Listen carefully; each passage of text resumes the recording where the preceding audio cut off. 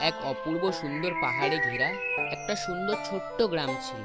সেই গ্রামের চারিদিকে খুশি ছিল, শান্তি ছিল, কিন্তু গ্রামের মধ্যেও একটা ছোট্ট আতঙ্ক ছিল। সেই আতঙ্কটা হলো দৈত্যের। গ্রামের রানী গ্রামবাসীদের সাথে কথা বলছে বাজারে। আজকে কত সুন্দর দিন, সবাই কেমন আছেন? হ্যাঁ রানী, আপনি আজকে আমাদের সাথে একটু বেশি সময় কাটান, আমাদের খুব ভালো লাগবে। আপনি যে আমাদের পাশে আছেন সেটা জানিয়ে আমরা অনেক সুখী। এবং তারপরে কথা বলা হয়ে গেলে সে তার মহলে চলে আসে। কিছুদিন পর দেখা যায় সেই দৈত্যটা আক্রমণ করেছে গ্রামে।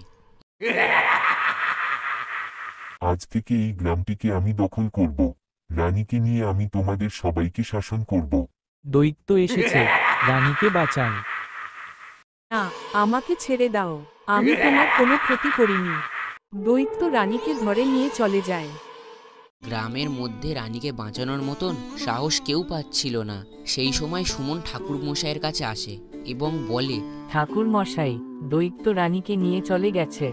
আমি তাকে বাঁচাতে চাই, তবে আমি জানি না কিভাবে। তুমি সাহসী, সুমন, কিন্তু দৈত্য খুব শক্তিশালী। তবে যদি তুমি সত্যি সত্যি বিশ্বাস করো, তুমি দৈত্যকে পরাস্ত করতে পারবে। আমি ভয় পাই না, ঠাকুর মশাই, আমি রানীকে বাঁচাতে যাব। এবং ঠাকুর মশাই জানতেন কিভাবে দৈত্যকে মারা যায়। সে সেই মতো সমস্ত কিছু শেখাতে লাগলো সুমনকে। সুমন সমস্ত কিছু শিখে যায় দৈত্যকে মারার জন্য এবং রানীকে উদ্ধার করার জন্য। সে গুহায় পৌঁছায়। তুমি কি ভাবো তুমি আমাকে পরাস্ত করতে পারবে? আমি একমাত্র রাজা। এদের মধ্যে যুদ্ধ শুরু হয়। অবশেষে সুমন জিতে যায় এবং রানীকে নিয়ে গ্রামে চলে আসে। গ্রামে আবারও শান্তি ফিরে আসে, আবারও আগের মতোই সুন্দর হয়ে ওঠে গ্রামটি।